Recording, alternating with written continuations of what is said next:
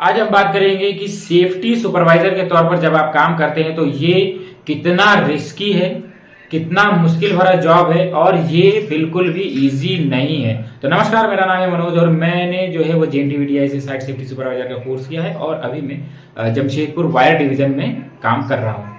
तो आज हम बात करेंगे वही चीज़ कि जैसे एक सेफ्टी सुपरवाइजर का प्रेशर किस तरह से मुझे मिल रहा है और मैं अपने एक्सपीरियंस को आप तक शेयर करना चाह रहा हूँ। तो अभी जो है एक जो है वो टाटा स्टील जमशेदपुर जो मेन ब्रांच है वहां पे सेफ्टी को बहुत अच्छे तरीके से फॉलो होता है, क्योंकि वो टाटा स्टील का मदर प्लांट है। वहां पे सेफ्टी आज से कई सालों पहले से ही चला आ रहा है, तो सारी चीजें सुधर चुकी है। तो किसी भी प्लांट में जो है वो सेफ्टी एक दिन में नहीं आता है, धीरे धीरे वो डेवलप होता है। तो जहां पे मैं अभी जॉब कर रहा हूँ वहां पे क्या क्या अनसेफ एक्ट हो रहा है, क्या क्या अनसेफ एक्ट कंडीशन हो रहा है, उसके साथ ही साथ गम्हरिया प्लांट जो है वहां पे भी बहुत कुछ अनसेफ एक्ट अनसेफ कंडीशन होता है। हालांकि मैंने लाइव नहीं देखा है, लेकिन वहां पे जो भी जॉब करते हैं, जो भी कर रहे हैं, उनसे मेरी बातचीत होती है, क्योंकि हमारे बैच के ही बहुत सारे स्टूडेंट वहां पे काम कर रहे हैं अभी। तो वो लोग भी शेयर करते हैं, मैं भी अपना शेयर करता हूँ।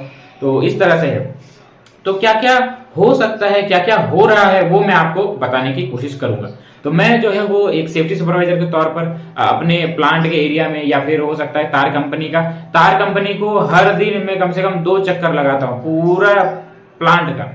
समझ रहे आप कि जितना भी बड़ा प्लांट हो, लेकिन पूरे दिन में कम से कम मैं 2 बार चक्कर लगाता हूँ पूरा रास्ते से घूम घूम के। तो सारी चीजें देखता हूँ मैं। हालांकि वो सारे चीजों का अगर मैं पर्सनली बोलूं तो मेरा वो रिस्पॉन्सिबिलिटी नहीं है, जो भी अनसेफ एक्ट या अनसेफ कंडीशन हो रहा है, लेकिन मैं उन सब चीजों को देखकर सीख रहा हूं कि भाई प्लांट के अंदर में क्या क्या रिस्क फैक्टर है, क्या क्या रिस्क कैलकुलेट किया जा रहा है और क्या क्या लोग जो है अपने बिहेवियर में ही उस रिस्क को एक्सेप्ट कर लिए। क्योंकि अगर मैं इस तरह से गलत, वो चाहे गलत हो या सही हो, उनके बिहेव में आ गया कि मैं इस तरह से कर रहा हूं तो इसी तरह से करूंगा।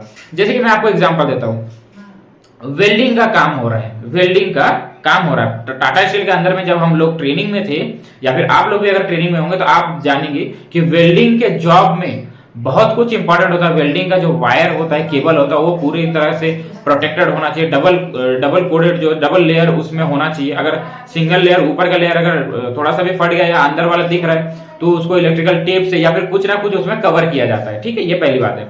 दूसरी बात, उसके जो है वो स्विच बोर्ड में ऑटोमेटिक सिस्टम वाला लगा होना चाहिए। उसको शायद MCQ या वगैरह कुछ तो भी बोलते हैं, मैं भूल रहा हूँ। ठीक है, वो सिस्टम होना चाहिए ताकि सडनली अगर पावर इंक्रीज हो जाए या डिक्रीज हो जाए तो वो ऑटोमेटिक कट कर दे और जो मशीन है उसको बंद कर दे। दूसरी बात, आप जब वेल्डिंग काम कर रहे हैं तो आपके साथ में जो है वो डीन वैल्यू जो वेल्डिंग फेस शील्ड होता है वो आपके हेलमेट के साथ में अटैच होना चाहिए। आपके पास FR जैकेट होना चाहिए फुल लेंथ वाला। आपके पास रिक्वायरमेंट है तो आपको FR पैंट होना चाहिए फुल लेंथ वाला। उसके बाद आपके पास में लेग गार्ड होना चाहिए। ठीक है, आपके हाथ में जो दस्ताना होता है वो लेदर का हैंड ग्लव्स होना चाहिए। तो ये सारी चीजें हैं। उसके बाद आपके पास में जो है वो फायर एक्सटिंग्विशर होना चाहिए। फायर एक्सटिंग्विशर के साथ में वो सैंड बकेट और वाटर बकेट जो होता है वो होना चाहिए। आपके पास में उसी जगह पे फर्स्ट एड किट होना चाहिए, जो बॉक्स होता है जिसमें सिंपल अगर कुछ कट फट जाए या बर्न इंजुरी हो जाए, कट इंजुरी हो जाए तो वो उसको सॉल्व कर सके। तो ये सारी चीजें होती है। तो ये मैं तो एक चीज बता रहा हूँ जो कि ऐसा है, अंदर तो बहुत सारी चीजें ऐसी है। तो ये सारी चीजों में भी ना बहुत कुछ अनसेफ एक्ट हो रहा है। इसमें बहुत कुछ फॉलो हो रहा है, बहुत कुछ फॉलो नहीं हो रहा। मेरे वेंडर में भी बहुत कुछ हो रहा था। मैं गया, मैंने बातचीत की लोगों के साथ में, वर्कर्स के साथ में, कि आप अपने जान को खतरे में डालकर मतलब काम क्यों कर रहे हैं। क्योंकि अगर कुछ दुर्घटना होता है, भगवान ना करे, लेकिन अगर आपके साथ कोई दुर्घटना होता है तो प्रोप्राइटर जो वेंडर जो है वो आपका कब तक साथ देगा। एक टाइम के बाद में आपको अपनी तकलीफ के साथ अपने लोगों के साथ में घर पे बैठना होगा और आपका जॉब भी चला जाएगा जब तक आप ठीक नहीं हो जाते तब तक। लेकिन वेंडर का काम, एक ठेकेदार का काम या एक कंपनी का काम कभी नहीं रुकता है। आप नहीं तो कोई और सही, वो नहीं तो कोई और सही, ऐसा रहता है। आप नहीं रहेंगे ना तो आपके जगह 50 लोग मिल जाएंगे, आपसे बेहतर लोग मिल जाएंगे उस काम को करने के लिए। तो इस तरह से है कि आप अगर किसी तरह से अनसेफ एक्ट या अनसेफ कंडीशन में काम कर रहे हैं तो आप अपनी जान को जोखिम में डालकर ना करें। ये सारी चीजें हैं। फिर साइट में और भी बहुत कुछ है, जिसमें कि साइट के अंदर में हेलमेट तो नहीं खोलते, हेलमेट तो कंपलसरी है, लेकिन सेफ्टी गोगल्स, सेफ्टी जो चश्मा होता है वो खोलकर इधर उधर घूम रहे होते हैं। कहीं कहीं पे मशीनरीज का काम हो रहा है, हाई नॉइज 90 का पॉइंट जो होता है टाटा स्टील का, उसके ऊपर में जो है वो वॉल्यूम है, तो उसको एयरबड लगाना पड़ता है, या फिर उससे ज्यादा होता है एयर मफ लगाना पड़ता है, तो यहाँ पे एयरबड जरूरत है, लोग उसको भी नहीं लगाते थे। तो मैं गया विदाउट विदाउट जो हैंड ग्लव्स है उसमें वो लोग काम कर रहे हैं, हाथ हाथ पूरा ऐसा छिल जा रहा है, हाथ गंदा हो जा रहा है लोगों का। तो इस तरह से तो विदाउट हैंड ग्लव्स के तो टाटा स्टील के अंदर में या किसी भी प्लांट के अंदर में काम करना ही नहीं चाहिए। अगर आप काम कर रहे हैं तो आप अपने सुपरवाइजर, अपने इंचार्ज को इन्फॉर्म करें कि मैं विदाउट हैंड ग्लव्स के काम नहीं करूंगा। और सेफ्टी सुपरवाइजर होने के नाते भी आपका और मेरा ये रिस्पॉन्सिबिलिटी है कि हम लोग उस वर्कर को सही चीजें प्रोवाइड कर सके, सही पीपीज उसको प्रोवाइड कर सके, ताकि वो अच्छे से अपना काम को परफॉर्म कर सके।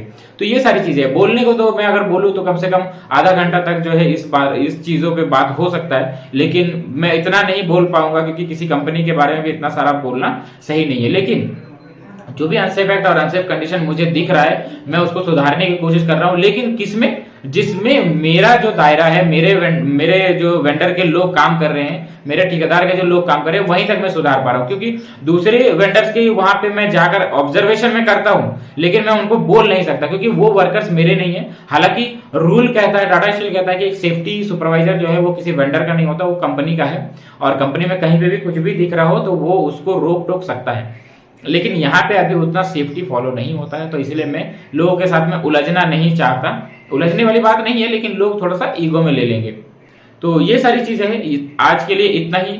जो ये सारी चीजें मैं आपको बताना चाह रहा था। अगर आपको ये वीडियो अच्छा लगा, कौन सा पार्ट अच्छा लगा, तो आप उसमें जो है कमेंट में बता सकते हैं। और एक और चीज, जैसा कि मैं हमेशा बोलता हूँ कि मेरे पास साइट सेफ्टी सुपरवाइजर का नोट्स है, जो कि आप 249 रुपीज में आप बाई कर सकते हैं, अगर आप सेफ्टी सुपरवाइजर का कोर्स कर रहे हैं या फिर करना चाहते हैं।